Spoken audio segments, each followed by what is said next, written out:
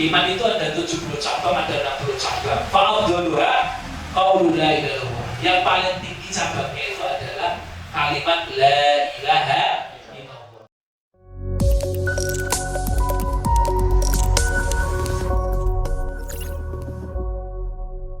Assalamualaikum warahmatullahi wabarakatuh. Alhamdulillahirabbil alamin. Wabihi nasta'in ala mulki yawmiddin. Wassalatu wassalamu ala asyrafil anbiya'i wal mursalin wa ala alihi wa ashabihi wa man sara ala nahjihi wa tariqatihi ila yaumiddin. Qala Allah ta'ala fil Qur'anil 'azim, ya ayyuhalladzina amanu taqullaha haqqa tuqatih wa la tamutunna illa wa antum muslimun. Wa qala Rasulullah sallallahu alaihi wasallam fi hadisihi, ittaqillaha haitsu ma kunta wa atbi sayyi'ata hasanatan tamhuha wa khaliqin nasa bi khuluqin hasanin. Allahumma asrah sudurana wa tajawaz an sayyi'atina wa hab lana fahmal anbiya'i wal mursalin wa hab lana fahma salam salih. Allahumma anfa'na bima 'allamtana wa 'allimna ma yanfa'una wa zidna 'ilman wa na'udzu bika min ahwali ahlina. Subhanaka la 'ilma lana illa ma 'allamtana innaka antal 'alimul hakim.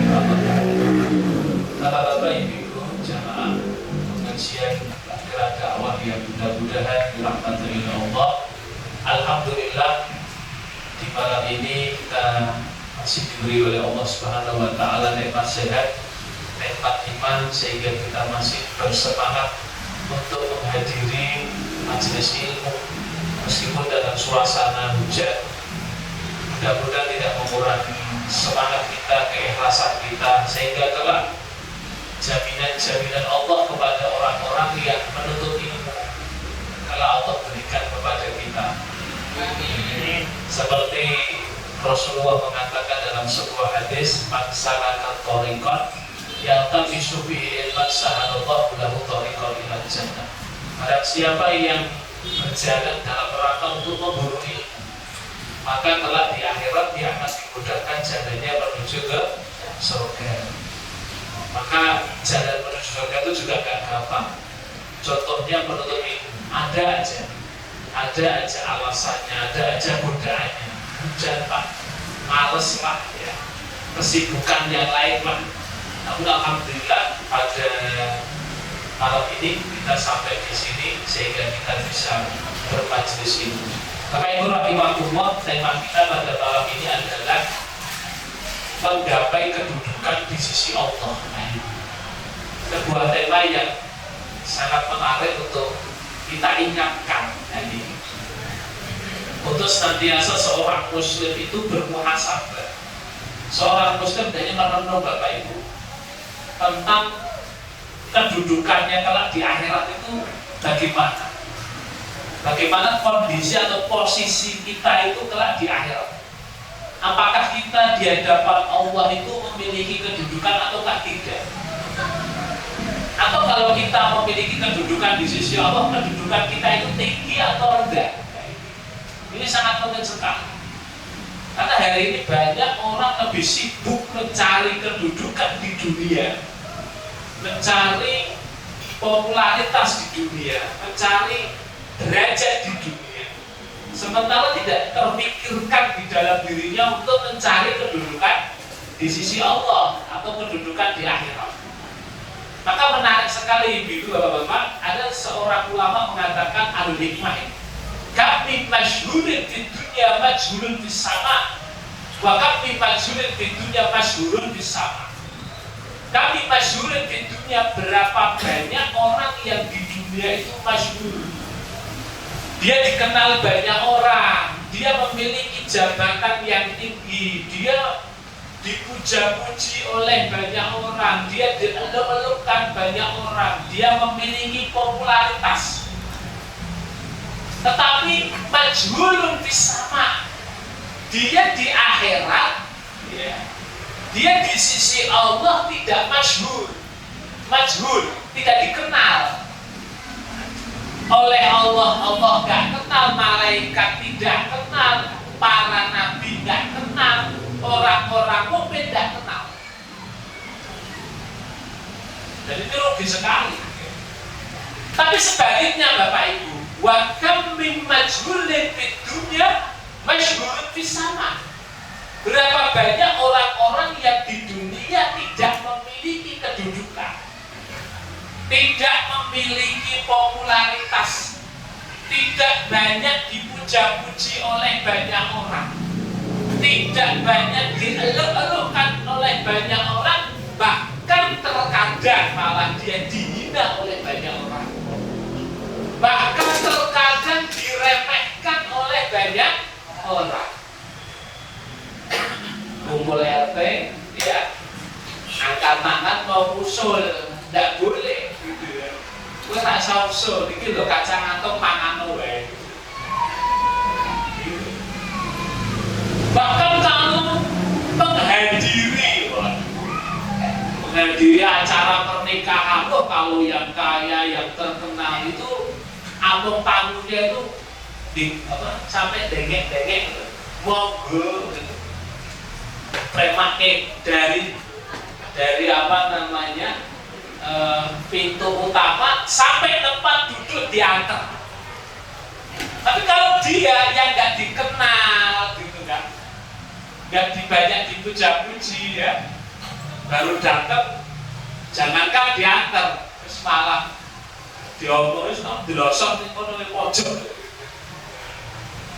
nggak punya kedudukan. Tetapi Bapak Ibu masyhurun fis sama. Ternyata dia di akhirat memiliki kedudukan.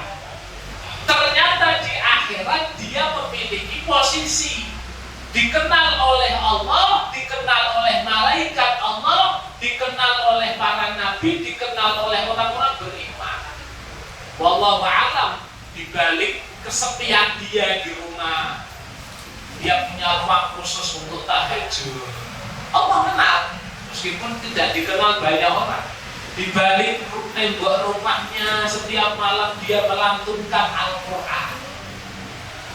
Di balik kehidupannya dia mendatangi fakir miskin tanpa diketahui oleh orang. Dia banyak bersedekah. Ternyata masyhur di hadapan Allah, memiliki kedudukan di sisi Allah Subhanahu wa taala. Nah, Bapak Ibu rahimakumullah, oleh karena itu mari kita merenungi ya, sejauh mana hari ini kita ini sebenarnya mau kedudukannya apa. Maka ada beberapa kedudukan di akhirat. Yang pertama adalah kedudukan para nabi. Yang kedua adalah kedudukan para shodiqin. Yang ketiga kedudukan para syuhada, dan yang keempat adalah kedudukan para sholihin. Kalau kedudukan para nabi ya kita tidak bisa menyamai ya Pak ya, karena nabi itu adalah milhatun ilahiyah. Nabi itu, kenabian itu adalah anugerah langsung dari Allah. Dan bisa nabi itu diraih dengan kuliah itu tidak bisa. Kalau ada kampus kok tulisannya fakultas kenabian, nanti lulus di wisuda nabi, itu sesat untuk kampusnya ya. Jadi nabi itu hak prerogatif Allah, tidak bisa orang digelari nabi, apalagi tidak digelari ngaku nabi. Wah, itu lebih parah, ngaku sendiri, ngeklaim sendiri, benarkan sendiri. Yang kedua adalah as-shodiqin, orang-orang yang jujur. Kalau dalam tafsir ya as-shodiqin itu para ulama mengatakan para sahabat. Nah ini juga nggak bisa nyamai ya. Para sahabat itu keutamaannya Masya Allah, kata Nabi, sahabat itu generasi terbaik. Khairul quruni qarni, sapi-api generasi ini itu generasiku. Gimana sahabat? Sumaladina yalunahum sumaladina yalun. Kemudian setelah sahabat para tabi'in, kemudian setelah tabi'in. Nah, kita itu generasi yang mutaakhirat, generasi yang akhir ya. Maka Nabi mengatakan kalau seandainya kalian berinfak, infak kalian itu emas, emasnya itu segunung Uhud. Kira-kira ada nggak Pak orang punya emas segunung Uhud? Benar tuh, Infak emas sebelum Uhud itu berat. Jangankan sebelum Uhud. Gelangnya abot, cincin saja berat. Itu tidak ada yang bisa menyamai amalan sahabat meskipun satu pot pun. Namanya luar biasa nih. Kemudian yang ketiga, kedudukan para syuhada, orang-orang yang meninggal di jalan Allah. Dan yang terakhir, para solehin. Nah ini, minimalnya kita memiliki jabatan di akhirat, dikategorikan dan digolongkan menjadi golongan yang soleh. Ini aja. Kalau ibu-ibu yang solehah, karena empat golongan ini semuanya insya Allah dijamin surga. Ada golongan yang lebih rendah dari solehin. Nah ini tempatnya neraka. Satu, mujrimin, orang-orang yang berbuat dosa. Orang-orang yang berbuat dosa ini nanti di akhirat ya tergantung nanti Allah. Kalau dia masih punya iman, ya Allah ngampuni ya, dia akan ditas dari neraka. Misalkan ada orang berzina, minuman keras, tapi masih punya iman. Maksudnya punya iman itu ya ngerti jenenge khamr iki haram, zina iki haram, tetapi karena pergaulan, karena lingkungan, korban daripada itu dia melanggar, maka dia mendapatkan ya siksa dulu. Kalau bahasa hadis itu fayahrujuna minha hamaman qadin ta'asu, dia dikeluarkan oleh Allah dalam kondisi gosong. Jadi kalau mau masak ya silahkan, tapi nanti di akhirat gosong dulu. Siap nggak gosong? Nanti setelah gosong, fayuqauna ila nahdil hayya amil hayya. Lalu dia dilempar oleh malaikat ke sungai kehidupan. Maka setelah itu dia seperti biji-biji yang tumbuh di pinggiran sungai, bersih lah. Ini para mujrimin. Kemudian yang golongan yang buruk yang kedua adalah orang-orang kafir. Ini kekal. Inilah dinangka faru bin ahli kitab bermuslimin amina di jahannam khalidina fiha. Orang kafir itu akan kekal di neraka. Bahkan orang yang mengkufuri ayat-ayat Allah itu saufa muslim naro, sudah dimasukkan neraka, dibakar kulitnya. Ulama tidak julu tuh badal naluk julu dan ghairul yadul adab. Kulitnya itu matang tapi ganti yang lebih baik. Matang ganti lagi, matang ganti. Supaya dia merasakan adab akibat dia tidak mengimani Al-Quran, mengimani Allah. Yang paling rendah ini orang-orang munafik.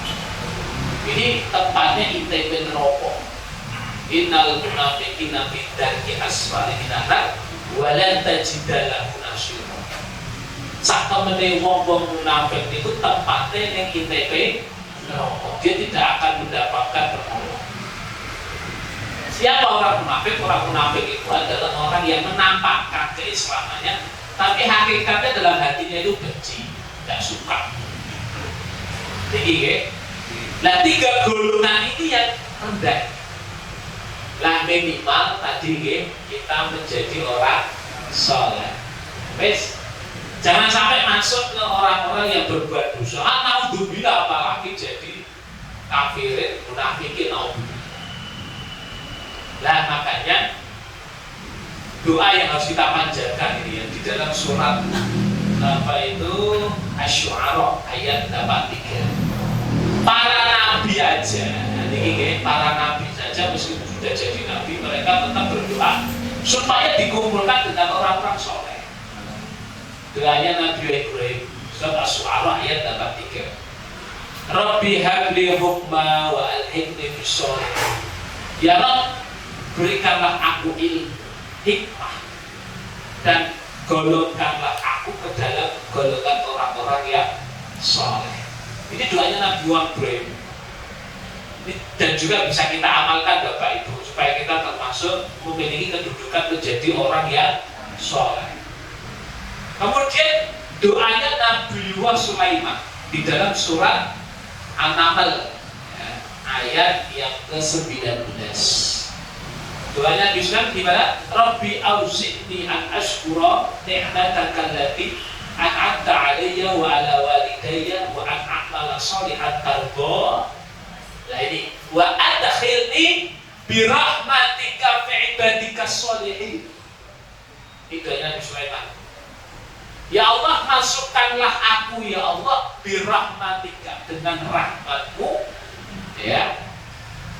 Bi rahmatika fi ibadika sholihin, menjadi hamba-hambamu yang saleh. Nah, gitu oke. Jadi saleh itu sifat ya, bukan nama ya. Saleh itu sifat. Kadang ada namanya soleh, tapi akhlaknya bejijat. Nah ini, mudah-mudahan sifat soleh ini bisa ya, kita miliki. Nah, pertanyaannya adalah apa ciri-ciri dan karakter golongan yang soleh itu apa?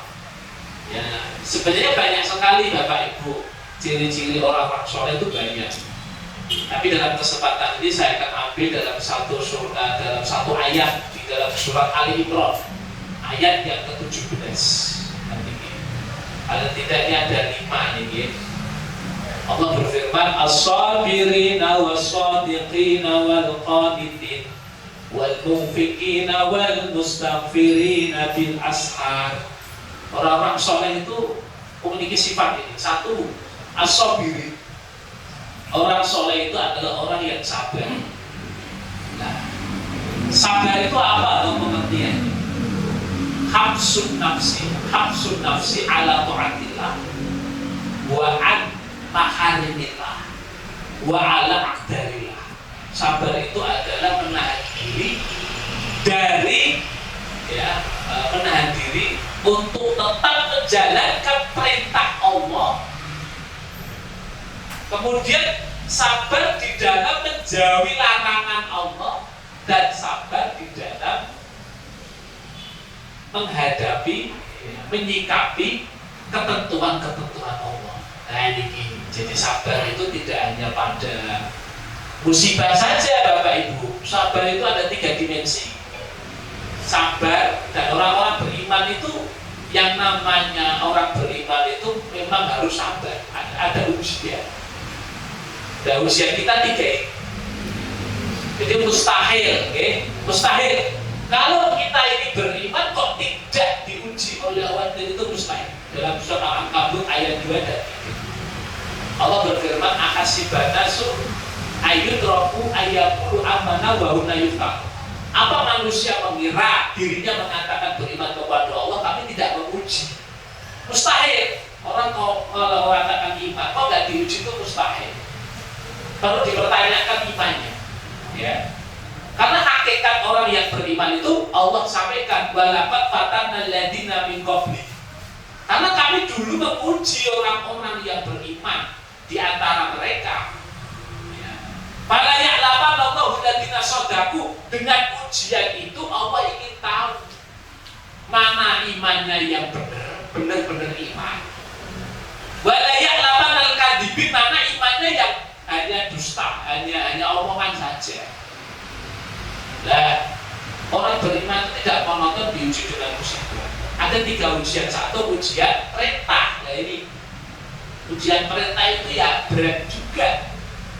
Karena orang menjalankan perintah itu ya Bapak Ibu, satu, butuh ilmu. Nah ini nuntut ilmu saja itu sudah berat. Nuntut ilmu aja sudah berat. Saya coba tanya sama anak-anak panjenengan yang hari ini mondok, rasanya gimana? Tinggalkan kampung halaman, hidupnya diatur, jam 3 harus bangun, setengah 3 harus bangun. Kata Imam Syafi'i kan, lantana al-ilma ila bisittah sa'ubika tafsir yang dibayarin, nafa'un wa hirsun wa istihadun wa ta'lun betulan zaman wa sohbatul ustad wa sohbatul ulama. Kamu tidak akan mendapatkan ilmu kecuali dengan 6 hal. 6 syarat. 1 cerdas, 2 rakus, 3 sungguh-sungguh, 4 butuh harta, 5 waktunya lama, 6 banyak berteman dengan ulama. Nah itu kata Imam Syafi'i rahimahullah. Jadi nggak gampang untuk ini. Kalau kita saja berangkat taklim itu juga benar, harus meninggalkan kesibukan di rumah, hujan-hujan, ya, menghantui dihantui rasa males, gitu. Sampai pengajian saja itu juga berat juga. Kadang diuji ngantuk, ya Pak ya. Ustadznya baru salam itu sudah. Nah itu Ustadznya wassalamualaikum terus banget. Ini ya luar biasa itu. Belum lagi nanti setan goda lagi apa? Dibuat gak betah di pengajian. Nah, ada keprosong dan belebar. Ini kok perlu gitu ya. Macam-macam. Belum lagi ujian dalam perintah itu apa? Mengamalkan. Mengamalkan itu gak gampang. Butuh tekad, butuh kemauan yang keras untuk dilakukan. Itu. Karena hakikat nafsu kita ini ya Bapak Ibu, senantiasa durungnya ini apa? Senangnya leha-leha, senangnya nganggur, senangnya apa itu? Mager. Apa itu mager? Males gerak. Betul itu. Sholat malam, wah itu gak gampang. Berat itu. Butuh tekad, niat yang kuat. Lalu HP itu sudah disetel alarmnya 2:30, jam 3 bunyi. Ya, jam 3 bunyi. Terus diapain? Nah, yang menewat di jam 7 jam 4. Akhirnya turun meneh. Malah komat dan ini. Berat. Mau kita tidur itu ternyata setan juga ganggu kok. Kita diikat di tengkuk kita dengan 3 ikatan. Gak gampang. Dan setan tuh ngomong begini. Lailun tawilun, malam masih panjang, mimpino terus ke mimpino, oh gitu.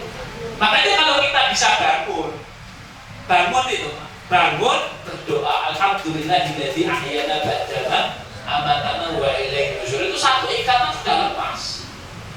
Setelah kita bangun, kemudian kita ambil air wudhu, 2 ikatan lepas.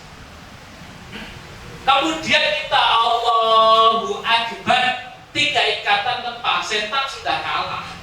Dan insya Allah paginya orang yang seperti itu dalam kondisi sehat, cerdas, semangat dalam hidupnya. Ini nggak gampang. Subuhan itu juga gitu. Makanya masalah ibadah itu ternyata bukan letaknya pada fisik, pada kolbur, pada ruhnya itu sehat atau sakit. Coba bapak-bapak ibu-ibu lihat, kalau sholat subuh itu jamaahnya rata-rata 70 tahun ke atas sama 17 tahun ke bawah. Ya Allah, padahal cuma Allah kakak. Tapi kalau saya ngomong kon futsal, jam, wah betul. Tapi kalau subuh, oh ini bicara sholat subuh jamaah, apa menekan adan? Makanya lihat ya, masjid-masjid itu yang ada tuh ya Allah sudah umurnya 85, 90. Ngantek adan itu hayya alal falah pakai 2 kali nafas. Hayya alal falah. Aku orang sakit. Istilahnya kejadian-kejadian. Mungkin ada selawatan Subhanallah. Ini rata kota-kota Pak. Alhamdulillah. Kalau tempat wudhu ada suara gebricik air itu sudah senang ya. Alhamdulillah itu siji. Loh, suara air di tempat wudhu kok tidak ada yang masuk ke musola. Oh ternyata wong keplek kok nguyuh dong. Astagfirullah. Ini realita. Ini Bapak Ibu kalau yang punya anak muda hari ini tolong suruh ke masjid subuhan. Ojo ngomong sakit, Satu anak jadi enak turun di gugah. Kok sakit iki piye? Lah kalau bapaknya bengi-bengi ya, bar pengajian balik jam 12 anaknya wis turu, delala untuk sego uduk. Anaknya ditangiki ya. Nang tangi lagi bapakku panganan enak iki. Ora mesake. Tapi yang sholat subuh mesake keliru. Lah niki nggih. Maka taat itu juga nggak gampang, butuh tekad, butuh dipaksa. Karena nafsu itu senantiasa selalu perintahkan senengnya santai-santai, senengnya males-males, senengnya leha-leha, senengnya mager. Betul itu. Mau baca Quran males, mau sholat sunnah males, mau tahajud males. Ini harus dilawan. Sabar. Ning dunia itu ada batasnya gitu ya. Yang ketiga, juga sabar dalam perintah itu apa? Ikhlas. Jadi juga gak gampang, ikhlas. Kadang kita suatu diadu-adu rasa gak ikhlas. Nah, ini sabar di dalam perintah. Yang kedua, sabar di dalam menjauhi larangan-larangan Allah. Nah, ini larangan-larangan Allah. Nah, kita juga jangan rumangsa sombong, okay? Jangan sombong seakan-akan saya sudah aman, tidak zina, saya sudah aman, tidak mencuri, saya sudah paling baik, tidak, karena saya tidak minum minuman keras. Ingat, larangan Allah itu tidak hanya masalah itu. Larangan Allah itu luas, paling tidak ada 4 dimensi dalam masalah larangan. Satu dimensi akidah, ada larangan dalam urusan akidah. Tidak boleh berbuat menyekutukan Allah, tidak boleh mengkufuri nikmat. Ini, jadi jangan rumongso, wah sebenarnya kamu nggak gitu. Wah Imam Ad-Dhahabi itu bapak ibu menulis kitab Al-Kabair. Larangan Allah semua itu namanya aja dosa-dosa besar. Kita tuh yang tahu hanya paling 5, 6, paling banter 15. Oh ternyata dosa besar itu ada 70 lebih. Silakan baca. Terus kalau nggak mau baca semuanya, paling tidak baca daftar isinya saja. Makanya penting untuk selalu belajar. Okay? Ada larangan dalam masalah ibadah, nggak boleh nambah-nambahi.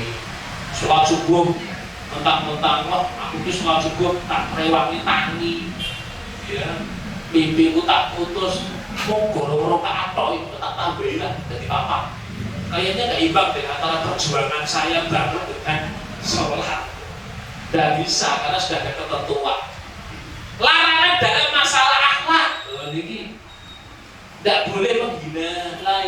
Ya ayyuhalladzina amanu la yaskhar qaumun min qaumin asa ayyakunu khairum minhum. Bisa jadi yang kamu hina itu lebih baik daripada yang menghina. Larangan dalam masalah akhlak, gak boleh sudon. Kadang-kadang manusia itu banyak menyimpulkan sesuatu dengan prasangkanya, gak pernah di cross check, gak pernah diminta tabayun, gak pernah minta keterangan, langsung disimpulkan.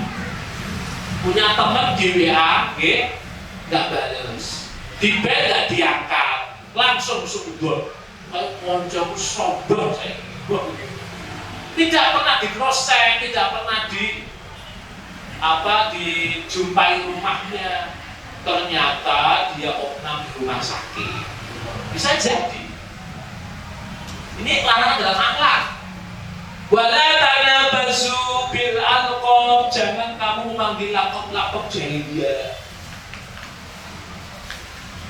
Yaki koyo wong tuane anak lanang kabeh loro, anak wedok kabeh siji, jenenge Ahmad Rifai itu. Diundang wong kampung Bagong. Gepeng, kentos, kentir, waduh. Ngono ki yo sing diundang lho 5 iki. Ya Allah. Dan budaya mau apa itu harapannya doa. Penting ini ya. Bahkan kadang-kadang tahu nama aslinya tuh pas mati ya Pak. Dan saya tuh nemukan begitu. Di kampung saya itu Saya tiap salah tugas itu manggilnya ya mas kepeng. Bahasa mati sebagai rahmat. Ya Allah. Dan lakop-lakop ini sudah tidak hanya antar kampung, sudah nasional. Ada cebong, ada ya Allah. Maka selamanya nggak akan rumpul kalau kayak gitu. Jadi Allah itu sudah jauh-jauh memberikan petunjuk. Ada larangan dalam masalah muamalah. Tidak boleh riba, tidak boleh curang, tidak boleh dolim. Makanya Nabi mengajarkan satu doa, yang doa ini ya Allah bagus sekali itu kita hafal. Allahumma inni a'udzubika min syarri ma ta'lam. Ya Allah, aku berlindung kepadamu ya Allah dari dosa-dosa yang Engkau tahu, sedangkan aku itu nggak tahu. Kenapa saya nggak tahu? Mungkin karena saya kurang ilmu. Kita nggak tahu, sudah terbiasa. Ternyata itu dosa. Misalkan saja pinjam barang orang lain tanpa izin, itu dosa itu. Dosa kecil itu. Kalau nggak dikembalikan, jadinya apa? Jadinya mencuri. Hati-hati.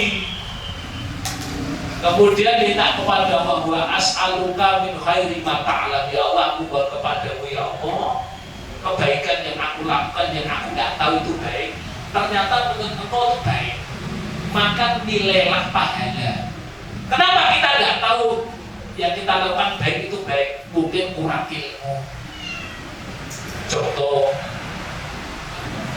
kita menyingkirkan gangguan di jalan. Kata Nabi, al-imanu bid'u wa sab'una syu'bah au bid'u wa sittuna syu'bah. Iman itu ada 70 cabang, ada 60 cabang. Fa'udhuluha qaulu la ilaha illallah. Yang paling tinggi cabangnya itu adalah kalimat la ilaha illallah. Wa annaha, yang paling rendah itu adalah imatatul adza anit thariq, menyingkirkan gangguan di jalan.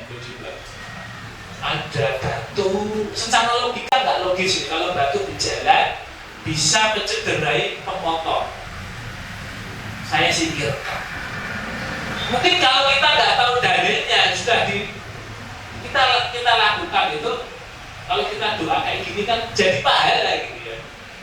Insya Allah. Ada kulit pisang disingkirkan takut meleset. Ada paku disingkirkan takut bikin ban motornya kempes. Ada putu rokok yang masih nyala singkirkan, tapi jangan budut lagi, nanti racun. Ada doa singkirkan gangguan kan? Jadi Bapak Ibu rahimakumullah, itu wa astaghfiru mimma ta'lam innaka anta 'alamul ghuyub. Ya Allah, saya minta ampun ya Allah atas apa yang aku lakukan sehingga Kau tahu itu dosa. Sesungguhnya Engkau ya Allah Maha mengetahui yang gaib. Nah ini kemudian yang ketiga, sabar dalam masalah ketentuan Allah. Ketentuan Allah, takdir Allah. Nah, ketentuan Allah itu ada dua. Ketentuan Allah yang sifatnya sesuai dengan keinginan kita. Kita ditakdirkan oleh Allah jadi kaya, jadi pejabat, jadi terkenal, jadi punya anak sukses semua. Ditakdirkan oleh Allah sehat, gak pernah sakit. Itu takdir Allah. Itu ujian juga. Kira-kira dengan nikmat itu, dengan karunia itu, dia semakin dekat kepada Allah atau semakin jauh? Makanya jangan bangga dulu. Karena Nabi mengatakan dalam hadisnya, idza aqtallahul abda fid dunya fa'lam fa inna ma huwa istidraj. Kalau Allah memberikan perkara dunia kepada seorang hamba, bisa jadi itu lulu-luluan, dilulu. Dilulu itu bahasa Jawa, bahasa Indonesia apa? Dijol diambil juga.